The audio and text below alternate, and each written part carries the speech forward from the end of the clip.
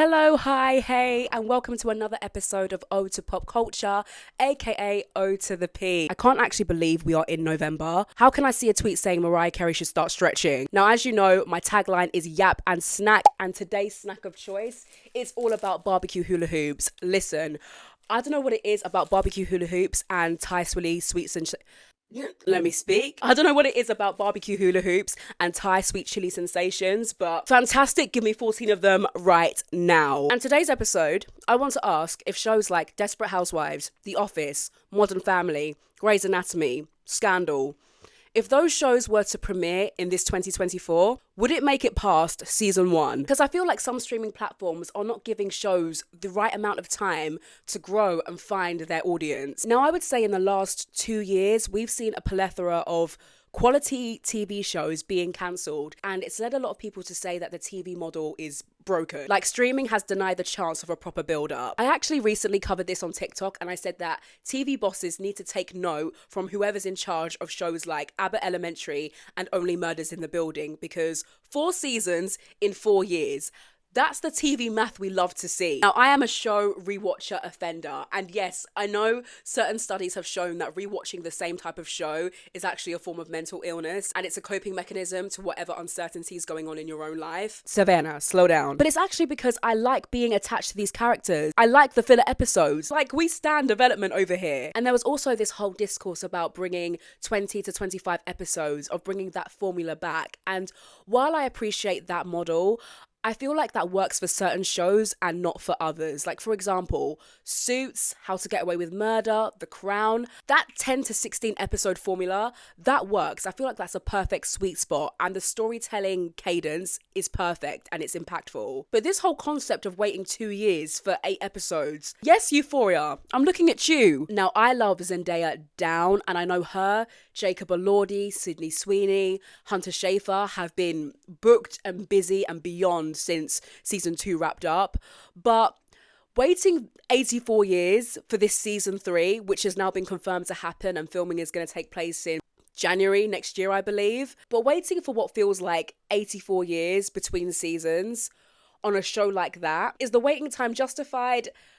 I don't think so. Now, from what I've read about season 3, it's going to be like a time jump kind of thing. And honestly, thank God for that, because when I look back to watching Glee, what I can't stand to see is watching obvious grown-ass adults playing angsty teens. Now, as far as the time jump is concerned, as long as it's not giving Riverdale 2.0, I'll be here for it. Now, let's talk Bridgerton, because we all know that season 4 is going to be about Benedict and Sophie. This year we celebrated Penelope and Colin, and streets are saying that season 4 won't be premiering until 2026. Now, again, I know a lot of people weren't really feeling to wait 2 years for the upcoming season, but with Bridgerton, it might be a little bit more complex to film, hence why the long duration in waiting. Like, the location, I mean, I know that they don't film in a specific part in the UK. I feel like it's all over the place.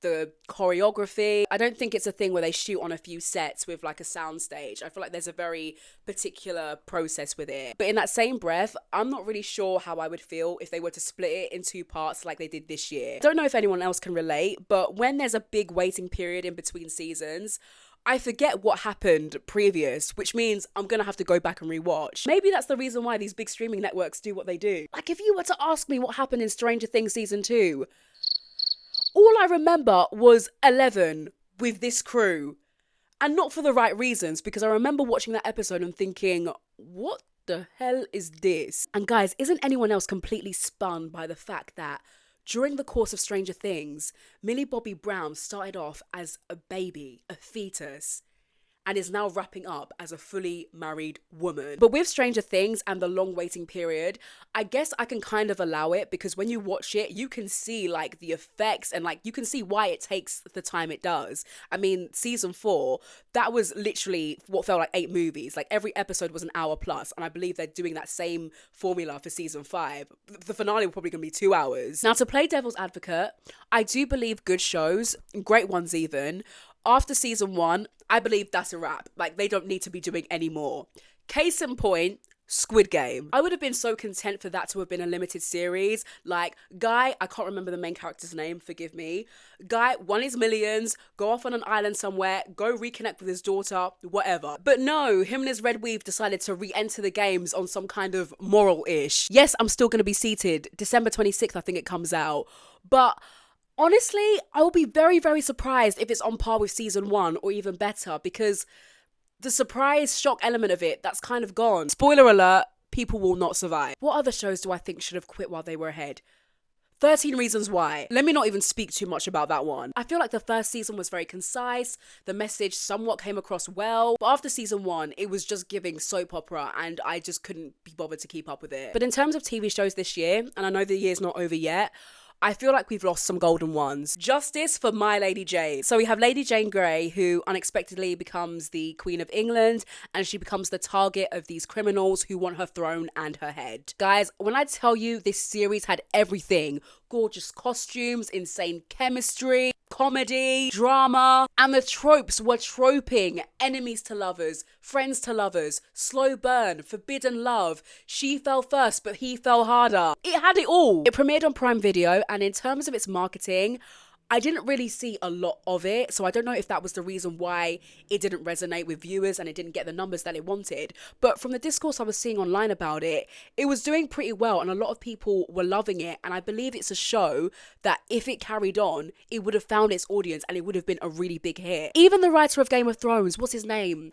George R.R. Martin, he's even looking to revive this show, and I honestly hope it does get renewed, because given the right amount of time, I believe this show could be up there among the greats, because My Lady Jane proved that we are yearning for more goofy shows committed to the absurdity of the plot. Beautiful, amazing costumes, amazing soundtrack, and more importantly, more men being down bad for their love interest. Now, the question I asked at the beginning was if shows like Desperate Housewives, Grey's Anatomy, Modern Family, Scandal, if they were to premiere in this 2024, would it make it past season 1? Because let's look at the US Office in particular. Now, I'm a late bloomer when it comes to TV shows. I watched Jane the Virgin, New Girl, Gossip Girl, Modern Family. I didn't watch them in real time when it was premiering every week. So I've only caught up with all these shows, I'd say, in the last 2 to 3 years. But when I was doing my research and I was looking at the earlier seasons of The Office in particular, the impact that it had then when it premiered in the late 2000s compared to the cultural phenomenon that it is now, the difference is insane. Nobody really cared about it like that, but look what it became. Unpopular opinion, but after seeing all 10 seasons, I can confidently say that season 1 of Friends is horrific. I believe it got so much better as the seasons progressed. Same with Grey's Anatomy, but then again, that show doesn't know when to call it a day, because how am I hearing they're on season 20, 21? Spoiler alert incoming, I stopped watching after Christina Yang left. She was one of the very few characters that I didn't find insufferable. Because season 1 of Grey's I found a bit meh, but season 2, Derek going back to Addison, Izzy and Alex, Meredith having to hold that grenade inside a patient before it blows up, Denny Duquette, Mark Sloan. I'ma say it, best season of TV I ever did see. And it got me thinking about the amount of shows I came into 2 or 3 seasons deep that went on to become my favourites or cultural hits. And given the way 2024 has gone with TV shows, look at the gems we're missing out on just because they're not turning into viral hits, or because they're being cancelled after 1 season, or even worse, not even being commissioned at all. I actually watched this clip of Marlon Wayans saying that if he ever returned to TV, it would only be the sitcom formula. Business, and they try to compete with each other. I just feel like sometimes, yo, let Netflix be Netflix. Right. Everybody ain't got to create that. You gonna kill your business to go try and do their business and spend all this money chasing their business when let them have their business. I like the syndication. And hearing his response to it really did make me question whether streaming has ruined TV. And if studios should really take a look and adhere to that old formula instead of the whole splitting shows into 2 parts, waiting 2+ years between seasons, cancelling seasons if the viewership doesn't hit the millions or the billions. But when I actually deeped it, we're dealing with the most TV we've ever had. And maybe that's why there's a big disposable element to it all. No one seems to be invested in growing an audience if it doesn't hook people by the middle of the first season. It's like it has to be this huge critical success or they're pulling the plug. But in that same breath, I don't even think that's the case, because let's look at Kaos, which premiered on Netflix recently. I was actually here for the concept of Greek gods in the modern world. The Greek myth-inspired stories I thought were so brilliant and unique, so when I heard it got cancelled, I was thinking, another great show gone too soon. And while I love this series and I binge it every time it comes around, how on earth is Emily still Parising? I know we're in a cost of living crisis, the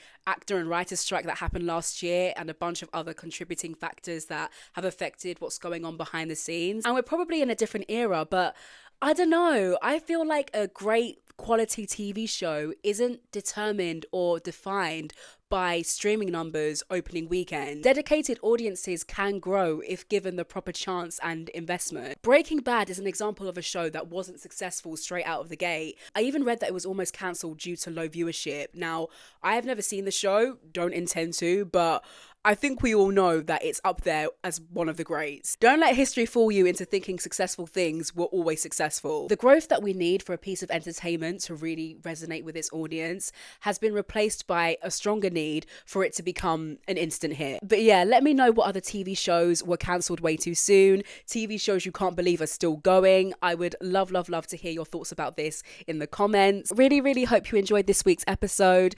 The last one was a bit of a rough cut and I really wanted to step it up this time round, and I really hope you enjoyed it. Thank you so much for watching, and I will see you next week. Bye.